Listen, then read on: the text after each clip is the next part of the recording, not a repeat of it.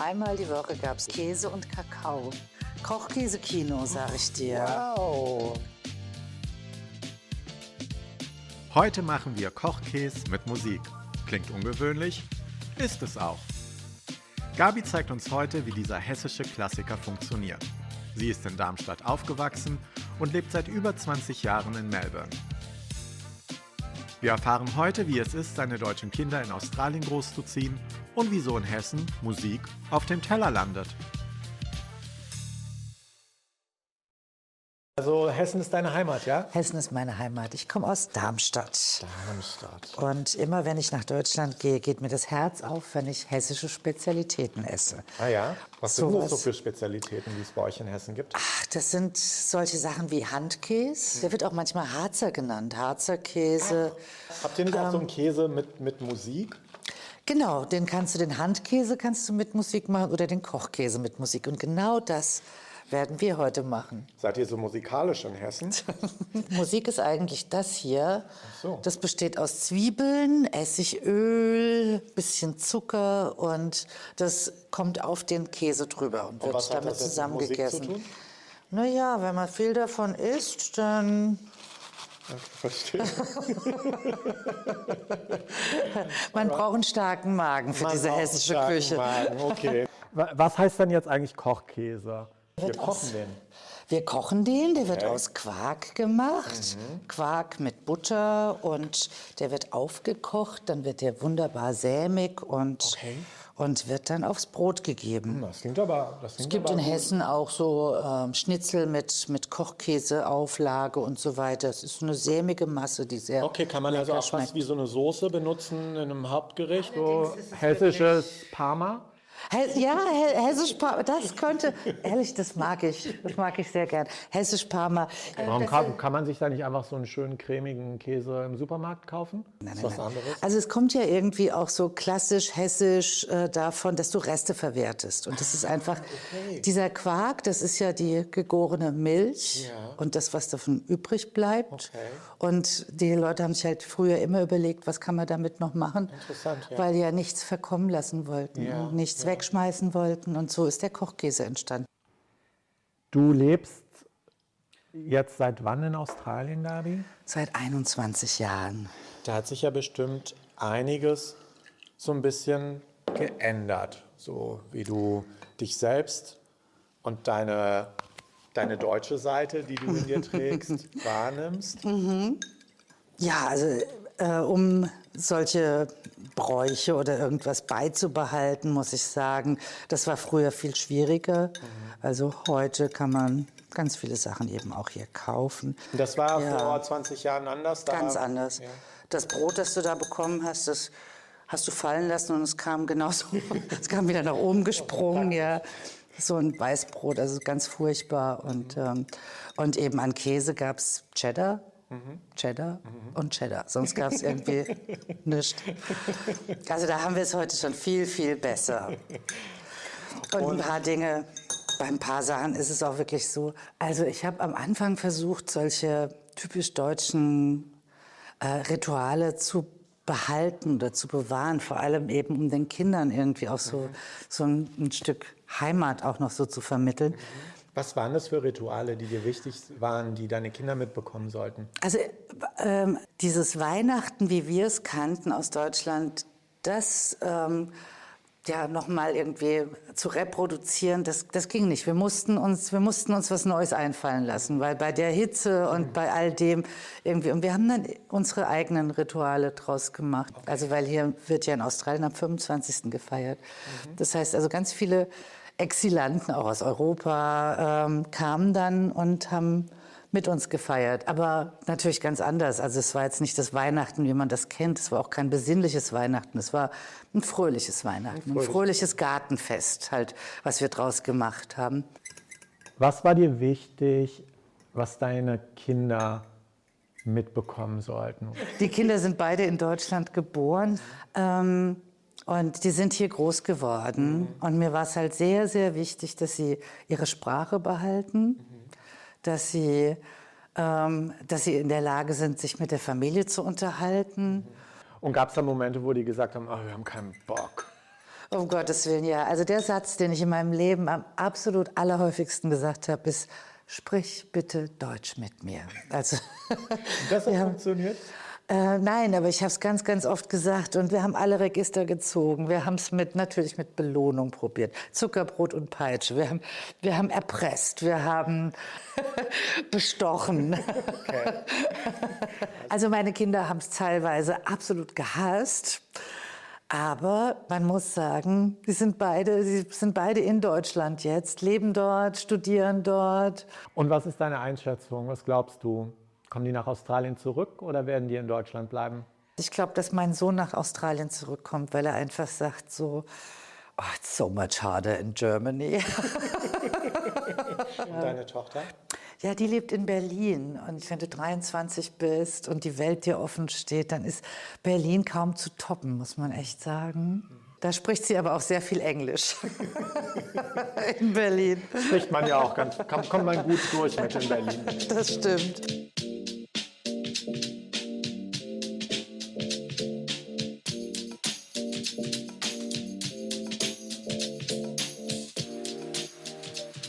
So, Gabi, das wird jetzt spannend. Jetzt zeig uns mal deinen Kochkäse und wie du da vorgehst. Erklär uns mal erstmal, was brauchen wir dazu?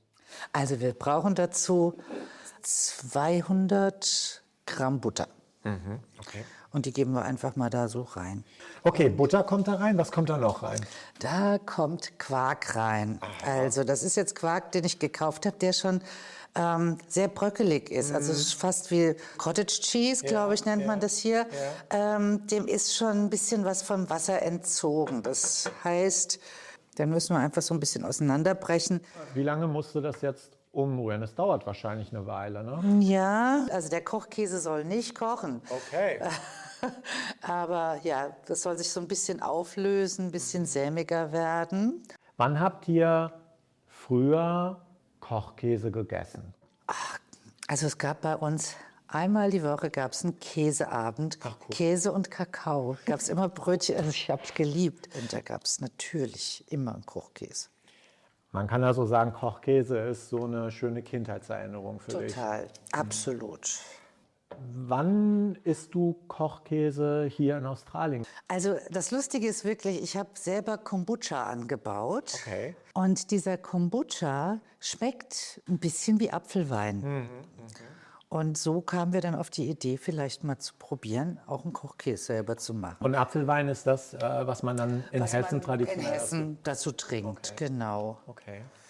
Und mit unseren Freunden machen wir auch gerne mal so ein bisschen deutsches Kochen. Also ob das jetzt so ein Weißwurstfrühstück ist, was wir schon gemacht haben, oder eben auch ein Kochkäse-Nachmittag. Und diese Freunde, mit denen du das kochst oder für die du das kochst, sind das auch Leute, die ursprünglich aus Deutschland kommen oder sind da auch Australier dabei, die eigentlich gar keinen Bezug zu Deutschland haben? Also beides. Es sind Australier mit Acquired Taste und Deutsche, die gleich was damit anfangen können. Also Acquired Taste, das ist so die Reaktion. Also ich weiß noch, wie ich damals Handkäse nach Spanien gebracht habe und die Spanier sehr höflich waren und nur so muy interesante gesagt haben. Nee, Australier mögen das gerne. Wir kommen ja gleich zu den Gewürzen. Erzähl uns mal, was kommt denn in diesen Käse? Na, da kommt jetzt eigentlich Salz und Natron rein, aber Natron, das okay. wird die Konsistenz dann so ein bisschen verändern. Du, ich bin ganz gespannt. Führ uns mal durch die Gewürze. Also Salz, klar. Ein bisschen Ohne Salz geht gar nichts. Ja, so. Und dann hast du hier noch Pfeffer, ne? Ja, wir können ein bisschen Pfeffer dran machen. So, Marc. Was hier jetzt wichtig ist, genau, da ist das Natron und das ist wirklich... Wie viel kommt da rein? So, ja, ein bisschen mehr. Bisschen mehr. So ein ganzer Löffel. So sieht das gut So aus. ein bisschen weniger. So, so. Oi, oi. Ja, Gut. komm, mach Und rein. dann so langsam reinstreuseln oder ist das egal? Nee, ja, rein. Weil, guck mal, Meine Güte. ein bisschen mehr? Mehr. Ja, das ist hier Kochkäsekino, sag ich dir. Wow. Großes das sieht ja toll Kochkäsekino. aus. Ja, es schäumt ja wirklich. Muss man auch ein bisschen aufpassen, dass der Kochtopf groß genug ist. Das hätte ja jetzt überlaufen können, wenn wir da zu viel von drin gehabt hätten. Das ist auch sehr, sehr viel geworden. Also Gabi, jetzt bin ich Feuer und Flamme für deinen Kochkäse.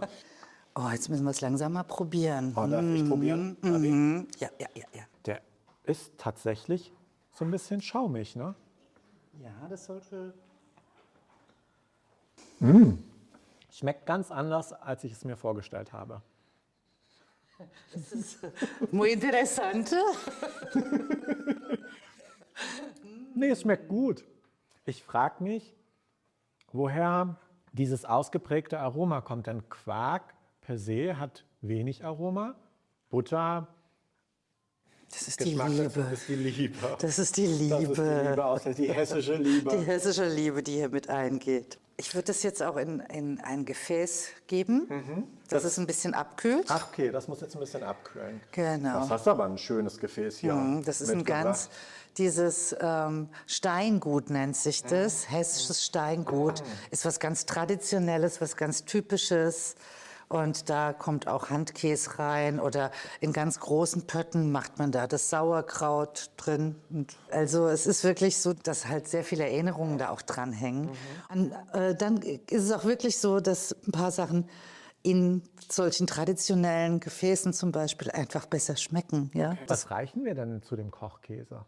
Also wir machen einen schönen Beilagensalat dazu. Okay, dann war Und, schon fertig und wir vorbereitet. machen den ganz klassisch auf einer richtig schönen Scheibe Schwarzbrot Oh, lecker. oder Graubrot, je nachdem. lecker. So ein Bauernbrot. Okay.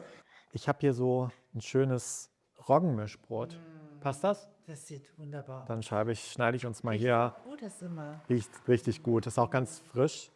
Die Kruste ist ein bisschen knusprig und innen drin ist es noch ganz feucht und aromatisch. Ja. Ja. Ja, das ist noch ein bisschen warm. Und dann schauen wir mal, wie er geworden ist. So, da wird es ordentlich drauf gestrichen. Der hat auch die richtige Konsistenz. Wenn wir den bist jetzt du ein bisschen, ich bin zufrieden, ja. Wenn man den jetzt ein bisschen stehen lässt, dann läuft der vielleicht auch noch an den Seiten runter. Und jetzt kommt je nach Geschmack Kümmel drauf. Okay. Es gibt Leute, die mögen Kümmel total. Ich gehöre zu denen, aber also hier ein bisschen Kümmel. Und jetzt ist der richtige Moment für die Musik. Für die Musik.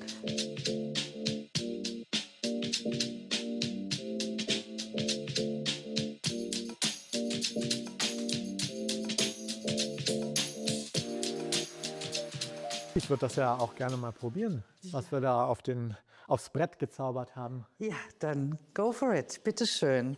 Einfach. Ja, hast Mit du Messer und Besteck? Gabel? Würde ich schon machen. Entweder beißt man nicht rein, dann läuft es vielleicht runter oder so. Okay, das wollen wir. Ja, nee, wir haben Kultur, gell? Also da benutzen wir das schon. Ich glaube, ich gönne mir da mal das saftige Stück in der Mitte. Saftiges Stück. Schmeckt mir gut. Oh, wie schön.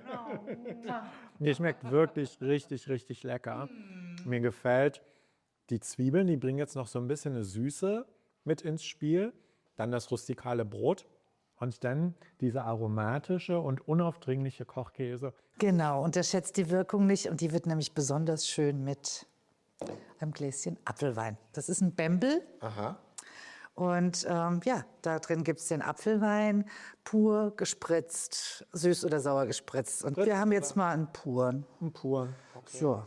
Ja, da muss ich zugeben, das ist ein Cider. Das kommt unserem Äppler am nächsten. Gabi, schön, dass du hier warst und uns so ein tolles Rezept gezeigt hast und uns ein bisschen Einblick gegeben hast in dein hessische Leben hier als Hessin in Melbourne. Danke. Ich freue mich wahnsinnig. Prost. Prost! Und wenn ihr das Rezept nachkochen möchtet, findet ihr es in unseren Shownotes.